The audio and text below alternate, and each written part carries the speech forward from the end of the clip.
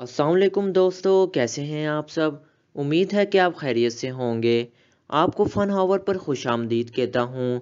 दोस्तों, अगर आपने चैनल सब्सक्राइब नहीं किया तो सब्सक्राइब कर दें और बेल आइकन प्रेस करना मत भूलिएगा ताकि आपको आने वाली वीडियोस की अपडेट मिलती रहे। दोस्तों, आज हम अर्तुगरुल गाजी सीज़न 1 की एपिसोड नंबर 12 शुरू करने जा रहे हैं। इस किस के आगाज़ में वो शहीदों की नमाज जनाजा अदा करके उन्हें दफनाने लगते हैं और उनकी कब्र पर दुआ करते हैं। फिर काई कबीले का मंजर सामने आता है, जहाँ कबीले के आम लोग सलमान शाह के उताक में जिरगे के लिए बैठे होते हैं। सलमान शाह कहते हैं, हम उस शैतान को कड़ी सज़ा देंगे जिसने हमारे सिपाहियों को शहीद किया, इसलिए मैं चाहता हूँ उस शैतान को सज़ा सुल्तान अलाउद्दीन के हाथों दिलवाई जाए।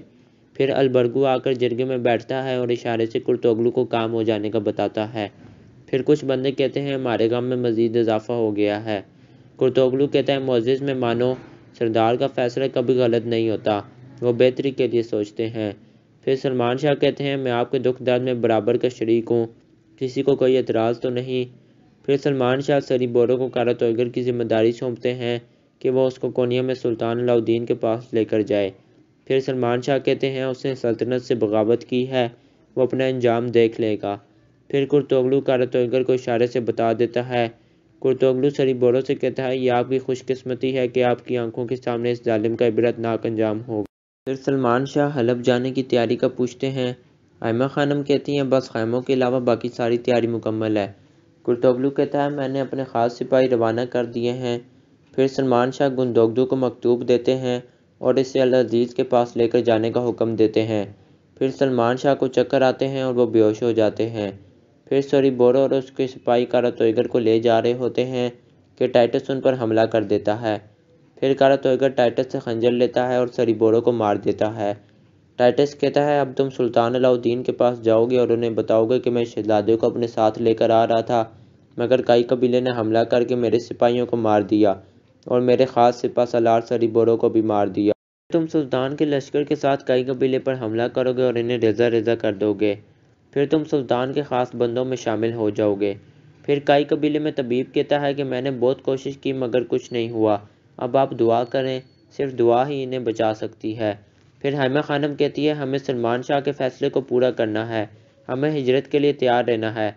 जैसे ही उनकी तबीयत बेहतर होगी हम हिजरत के लिए रवाना हो जाएंगे। फिर सिलजान को उल्टी आती है और वो भागकर चली जाती है।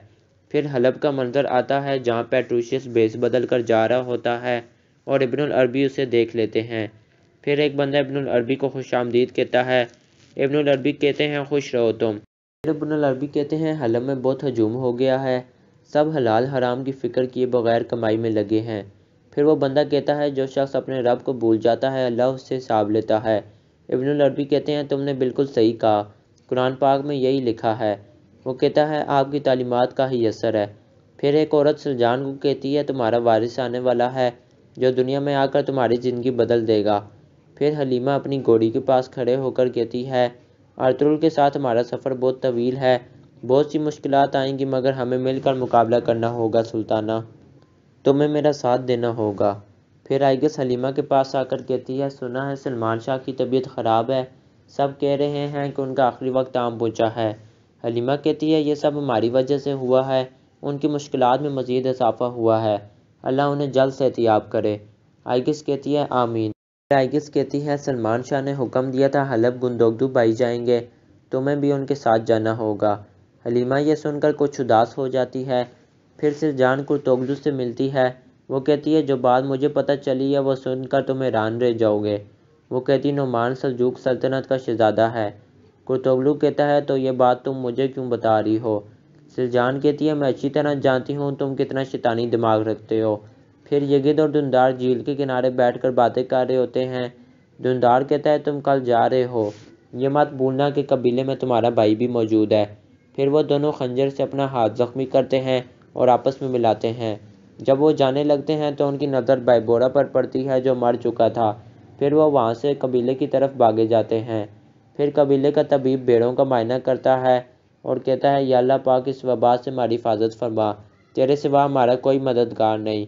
फिर नासिर पेट्रूशियस से मिलता है और उसका हाथ चूमता है और कहता है, आपने मुझे याद फरमाया। पेट्रूशियस कहता है, जाकर अल अज़ीज़ को पैगाम दो कि वो काई कबीले को हमारी सरहद के करीब जगह न फराम करे। ناصر کہتا ہے العزیز کا فیصلہ بدلنا بہت مشکل ہوگا، وہ کائی قبیلے کا بہت احترام کرتا ہے۔ پیٹروشیس کہتا ہے العزیز کو شاید یہ معلوم نہیں کہ وہ کائی قبیلے پر بھروسہ کر کے حلب کی عوام کو کس مشکل میں ڈالنے والا ہے۔ پھر العزیز اپنے چچا سے پوچھتا ہے ارطغرل کو جو لوگ مارنے آئے تھے کیا ان کا پتہ چلا لیا؟ وہ کہتے ہیں میری اطلاع کے مطابق پادریوں نے اپنے جاسوس پورے حلب میں پھیلائے ہیں، میں ان کی تلاش میں ہوں۔ پھر ناصر آ کر سلطان العزیز سے کہتا ہے خبر ملی ہے اناطولیہ میں وبا پھیلنے کا خدشہ ہے، یہ جاننا ضروری ہے کہ ہمارے اتحادیوں کے ساتھ تو یہ معاملہ نہیں ہے، خبر ملی ہے کہ ان کے بہت سے جانور بھی مر چکے ہیں۔ العزیز کہتا ہے کائی قبیلے سے وعدہ کر چکا ہوں میں، مگر پھر بھی دیکھتے ہیں۔ پھر العزیز اپنے چچا سے کہتا ہے کائی قبیلے سے کوئی اجازت طلب کرنے آئے تو انہیں کہنا کہ ارطغرل سے میں خود ملنا چاہوں گا۔ پھر قرطغلو گندوگدو سے کہتا ہے ابھی تمہارے سردار بننے کا وقت آ گیا ہے۔ گندوگدو کہتا ہے بابا بھی زندہ ہیں اور مجھے پتہ ہے وہ صحتیاب ہو جائیں گے اور ہم حلب کے لیے روانہ ہو جائیں گے۔ قرطغلو کہتا ہے اس مشکل وقت میں ہمیں تمہارے جیسے بہادر سردار کی ضرورت ہے۔ گندوگدو کہتا ہے صاف بات کریں۔ قرطغلو کہتا ہے وہ نعمان اور اس کا بیٹا سلجوق سلطنت کے شہزادے ہیں۔ پھر گندوگدو کو وہ خیال آتا ہے جب وہ یہ بات سلجان کو بتاتا ہے۔ قرطغلو کہتا ہے ہمیں شہزادوں کو سلطان کے حوالے کرنا ہوگا، سلطان ہمیں مالا مال کر دے گا اور سلجوق کے بہترین علاقے میں جگہ دے گا، اس لیے ہمیں حلب کو بھولنا ہوگا۔ پھر البرگو قرطغلو سے کہتا ہے جناب ہم حملے کے لیے تیار ہیں۔ پھر حلیمہ اور اس کا باپ جانے کے لیے سامان باندھ رہے ہوتے ہیں۔ حلیمہ کو وہ آئینہ ملتا ہے جو ارطغرل نے اسے دیا تھا اور وہ اسے دیکھنے لگتی ہے۔ پھر قرطغلو حلیمہ کے خیمے میں انہیں پکڑنے آتا ہے تاکہ وہ ان کو سلطان کے حوالے کر دیں، مگر وہاں گندوگدو موجود ہوتا ہے۔ گندوگدو کہتا ہے میں نہیں چاہتا کہ اب قبیلے میں غدار پیدا ہوں اور کوئی تو ہونا چاہیے جو باغیوں سے قبیلے کی حفاظت کرے۔ قرطغلو بہت غصے میں آ گیا تھا۔ گندوگدو کہتا ہے سچ سچ بتائیے شہزادے کی اصلیت کے بارے میں آپ کو کس نے بتایا؟ قرطغلو کہتا ہے تمہیں جس پر شک ہے اس سے خود جا کر پوچھ لو۔ پھر گندوگدو کو سلجان کا خیال آ رہا تھا۔ پھر دندار گندوگدو سے کہتا ہے بھائی مجھے کچھ بتانا ہے۔ گندوگدو کہتا ہے ابھی نہیں۔ وہ کہتا ہے بھائی؟ گندوگدو کہتا ہے کہا نا ابھی نہیں۔ پھر رات کے وقت ارطغرل شہزادوں کو لے کر جا رہا ہوتا ہے اور ٹائٹس بھی قبیلے کے باہر چھپ کر دیکھ رہا ہوتا ہے۔ پھر گندوگدو سلجان سے اس بارے میں پوچھتا ہے کیا تم نے شہزادوں کے بارے میں بتایا ہے؟ سلجان کہتی ہے میں نے نہیں بتایا۔ وہ کہتی ہے کہاں ہیں وہ شہزادے؟ گندوگدو کہتا ہے وہ ارطغرل کے ساتھ روانہ ہو گئے ہیں۔ پھر وہ سین دکھاتے ہیں جب گندوگدو یہ ذمہ داری ارطغرل کو سونپ دیتا ہے کہ شہزادے تمہارے ساتھ روانہ ہوں گے۔ سلجان کہتی ہے تم نے ارطغرل کو کیوں بھیج دیا؟ گندوگدو کہتا ہے مجھے یقین ہے تم نے ہی قرطغلو کو بتایا ہے، اگر ایسا ہوا تو وہ دن تمہارا آخری۔ وہ بولنے ہی لگتا ہے کہ سلجان اس کا منہ بند کر دیتی ہے۔ سلجان کہتی ہے تم اپنے بچے کی ماں پر شک کر رہے ہو، تم جانتے بھی ہو تمہارا وارث آنے والا ہے۔ پھر البرگو قرطغلو سے کہتا ہے جناب ارطغرل انہیں لے کر روانہ ہو گیا ہے۔ قرطغلو کہتا ہے تم اپنے بھروسہ مند سپاہی لے کر ان کے پیچھے جاؤ گے، ضرورت پڑے تو انہیں جہنم واصل کر دے۔ دوستو امید ہے آپ کو ویڈیو پسند آیا ہوگا۔ آپ ویڈیو کو لائک، شیئر اور چینل کو سبسکرائب کر دیں۔